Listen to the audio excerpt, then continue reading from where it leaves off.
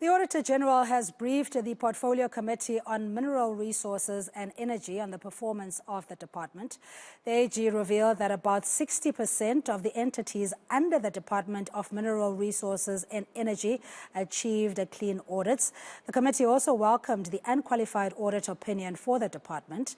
And for more on the department's performance, we joined via Zoom by the committee's chairperson, Sahlulele Luzipho. Thank you so much, Sahlulele, for your time, and good afternoon to you. What does it all really mean, especially when there is distrust on the performances not only of departments but municipalities as well from a public point of view? Good afternoon to you, Cindy. Good afternoon to your viewership. Thank you for the opportunity.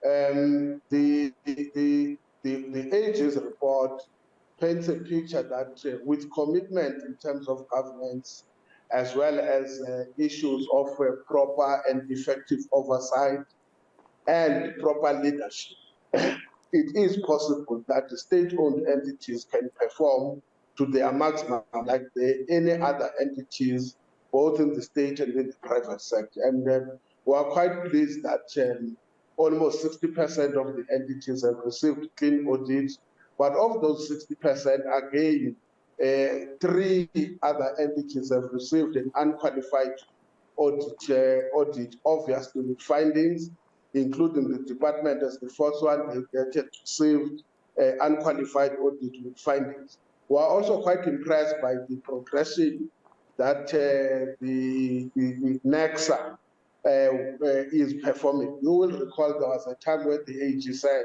they can't even look at the books of the entity.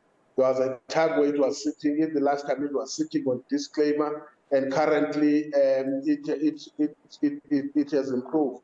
Our view, what then is quite interesting, is that they've managed to make 145 million profit, which means now they are in a turnaround.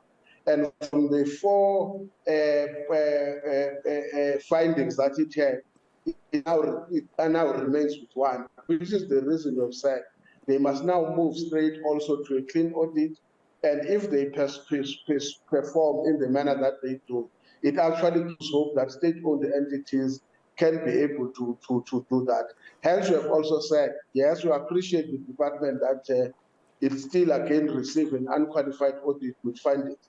But we say the parent must lead the kids, it should not follow the kids. So we still want the department to lead by example and be at the par. Yes, all right, let's look at the portfolio of the department and which of these state-owned entities or agencies fall under the Department of Mineral Resources and Energy, and look at the performing or the best performing ones and what we can attribute to their success.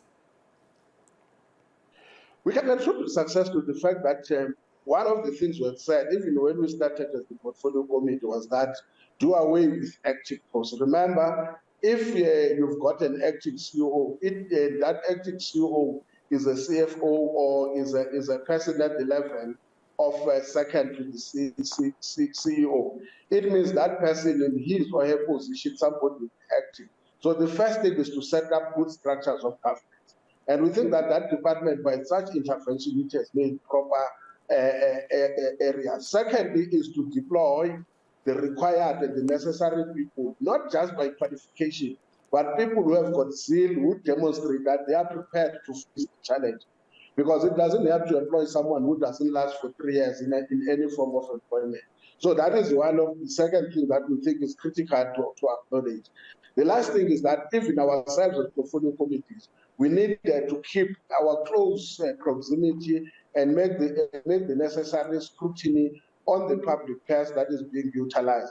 And we think with that effective leadership, both at the level of the entities, at the level of the department, as well as the level of the oversight responsibility that the portfolio committee has given, it is possible to yield results like the ones that we have currently.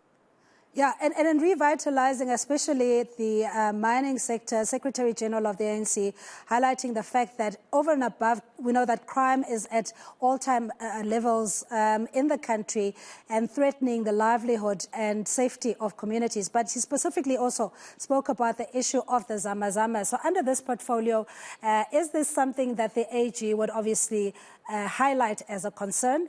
And then what were the interventions, in your view, that were satisfactory to give this 60% improvement in the department's performance?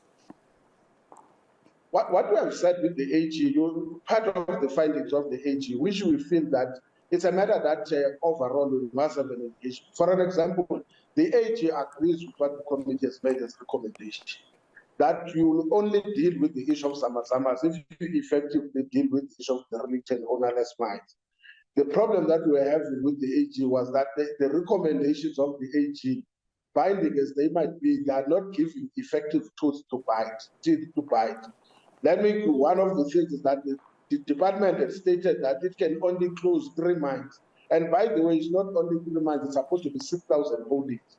And with the amount that is allocated to it, it will not be able to do that. And the AG's report also confirms that, in fact, it will take 69 years to close those 6,000 holdings. And therefore, what we have raised in the AG is that shouldn't the AG exercise the powers that he has by making sure that the department, the National Treasurer, to be specific, is able to release the required resources, because it is not enough to say the department must go and ask for more money from National Treasury. The department has done that. It has presented this budget. It has presented its annual target. The annual targets of the department and their annual performance plans are subject to the amount that is allocated. We have said to the AG, this is a matter of national interest. In fact, it's a national crisis waiting to happen.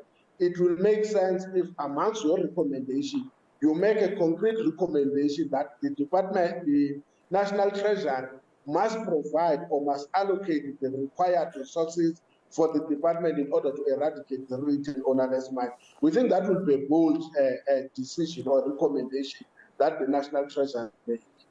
Yeah, just before we wrap up, Sahlulele, just what SG also had highlighted, saying that there's a misalignment in how state-owned entities operate based on the fact that they have to account and report to different departments. He then went on to say on the agenda for the NEC meeting over the weekend, amongst other issues, will also be ESCOM being then under the Department of Mineral and Energy. Do you think that that strategy would perhaps be more aligned to ensure that there is continuity around the energy supply? I think history has proven that the question of alignment of entities are around the aligned areas of line function, so that you can have an alignment of policy and mandate. It's something that we all know. History has proven that it is correct. But I think with the demonstration that you see now with regards to the audit outcomes, it demonstrates that what we have always been raising as an issue with ESCOM in terms of making sure that these turnaround plans also respond to the needs and the demands of society, and it requires bold and decisive leadership. I think if that were to be a reality, it has been proven that probably chances are almost 80% that we will be able to say the problems of ESCOM as something of the past. But the general principle of alignment, I think it's something that is acceptable. One of the things we have said, by the way, was that it should not only have an alignment or misalignment within the department, including with its KPIs. It should be government's alignment with the departments. For instance, the Department of Planning, Monitoring and Evaluation should be central to make sure that what departments present to their respective portfolio committees in fact is Yes, in line Mr. with the Luzipho, national we're going to have priority. to leave it there. Just in the interest of time, thank you very much for your insights. And we're speaking to Sahlulele Luzipho. He is the chairperson of the Portfolio Committee on Mineral Resources and Energy, just reflecting on the AG, the Auditor-General's briefing to the committee on the performance of the departments.